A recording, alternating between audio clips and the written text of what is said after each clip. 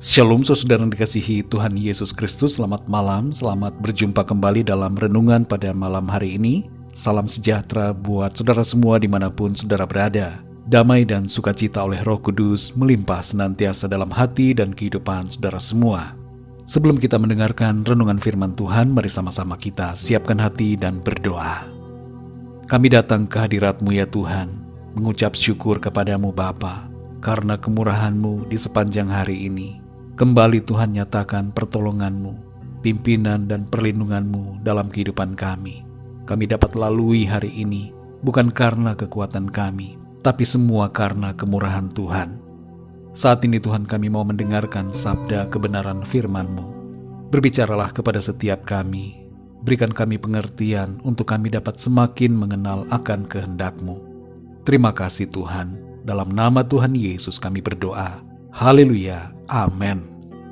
Saudara yang dikasihi Tuhan, ayat renungan kita pada saat ini terdapat dalam kitab Kejadian pasal 25 ayat 30-34. Tertulis demikian. Kata Esau kepada Yakub, "Berikanlah kiranya aku menghirup sedikit dari yang merah-merah itu, karena aku lelah." Itulah sebabnya namanya disebutkan Edom. Tetapi kata Yakub, "Juallah dahulu kepadaku hak kesulunganmu." Sahut Esau, "Sebentar lagi aku akan mati. Apakah gunanya bagiku hak kesulungan itu?" Kata Yakub, "Bersumpahlah dahulu kepadaku." Maka bersumpahlah ia kepada Yakub, dan dijualnyalah hak kesulungannya kepadanya. Lalu Yakub memberikan roti dan masakan kacang merah itu kepada Esau. Ia makan dan minum, lalu berdiri dan pergi. Demikianlah Esau memandang ringan hak kesulungan itu. Saudara yang dikasihi Tuhan, jangan biarkan diri kita kehilangan hal yang sangat berharga hanya karena kebutuhan mendesak atau kenikmatan yang sesaat. Jagalah pikiran kita supaya tetap terfokus kepada yang utama. Jangan teralihkan kepada yang tidak esensial. Arahkan pandangan kita kepada yang kekal, saudara. Jangan terjebak dengan yang sementara. Di sini kita perhatikan, saudara, hanya karena Esau kelaparan dan butuh makanan, Esau tidak menghargai hak kesulungannya dan menganggap itu sebagai sesuatu yang tidak berguna. Kita tidak akan fokus membahas tentang tindakan Yakub di sini, tapi kita akan merenungkan dan belajar dari sikap Esau yang berpikiran pendek dan tidak memandang jauh ke depan. Saudara yang dikasihi Tuhan, kisah ini menyajikan kepada kita makna yang sangat dalam. Bukan sekedar tentang kacang merah dan hak kesulungan, tapi lebih daripada itu, tentang perkara yang berhubungan dengan kehidupan kita secara pribadi. Apa yang kita dapatkan dari ayat-ayat ini adalah, yang pertama, berpikirlah panjang sebelum bertindak. Seringkali, saudara, situasi membuat kita berhadapan dengan pilihan untuk berpikir panjang atau pendek. Maksudnya di sini adalah kita harus melihat konsekuensi tindakan kita saat ini untuk masa yang jauh di depan. Jangan kita terfokus hanya untuk jangka yang pendek saja, saudara. Dalam kisah ini terdapat pesan supaya kita tidak berjalan dalam kedagingan dan hawa nafsu, tapi hidup dalam pimpinan Roh Kudus, supaya kita dapat menguasai diri dan menjalani hidup dengan hikmat Tuhan. Yang kedua, saudara, jangan silau terhadap kenikmatan. Dalam dunia ini, saudara, iblis begitu pintar dalam memberikan tipu daya dan jebakan-jebakan kenikmatan yang sesaat. Kita harus lebih cerdik dalam menilai situasi dan tetap berpegang pada prinsip kebenaran firman Tuhan. Dosa dan berbagai kenikmatan dunia nampaknya begitu menggoda, tapi jangan kita terjebak masuk di dalamnya. Tetaplah pandang kepada Kristus yang adalah harta kita yang paling berharga. Yang ketiga, saudara, utamakanlah yang kekal. Jangan lepaskan yang kekal hanya untuk mendapatkan yang sementara. Dalam Matius 13 ayat 22 tertulis, "Yang ditaburkan di tengah semak duri ialah orang yang mendengar firman itu, lalu kekhawatiran dunia ini dan tipu daya kekayaan menghimpit firman itu sehingga tidak berbuah." Kita perhatikan di sini saudara bahwa kekhawatiran dunia dan tipu daya kekayaan bisa membuat orang mengabaikan firman Tuhan yang kekal.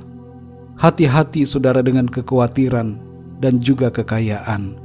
Apapun situasi hidup kita, tetaplah beriman kepada Tuhan Yesus dan berpegang pada firman-Nya, serta setia selalu kepada Tuhan. Mari saudara yang dikasihi Tuhan, utamakanlah yang terpenting dalam hidup kita. Kuasai diri dalam pimpinan Roh Kudus, supaya kita tidak mengambil keputusan yang salah.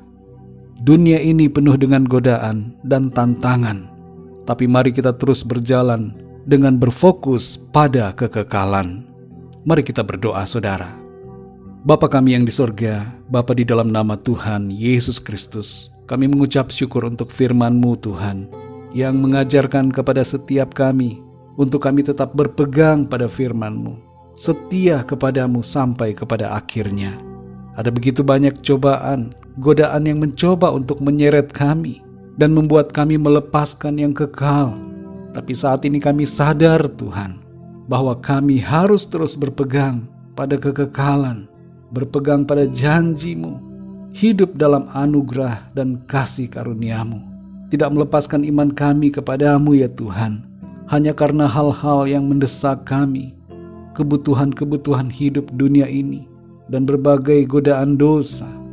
Tolong kami Tuhan, supaya kami senantiasa kuat di dalam Engkau, dan kami percaya kami akan tetap kuat, karena Tuhan memegang tangan kami, dan Engkau Tuhan yang memberikan kami kekuatan.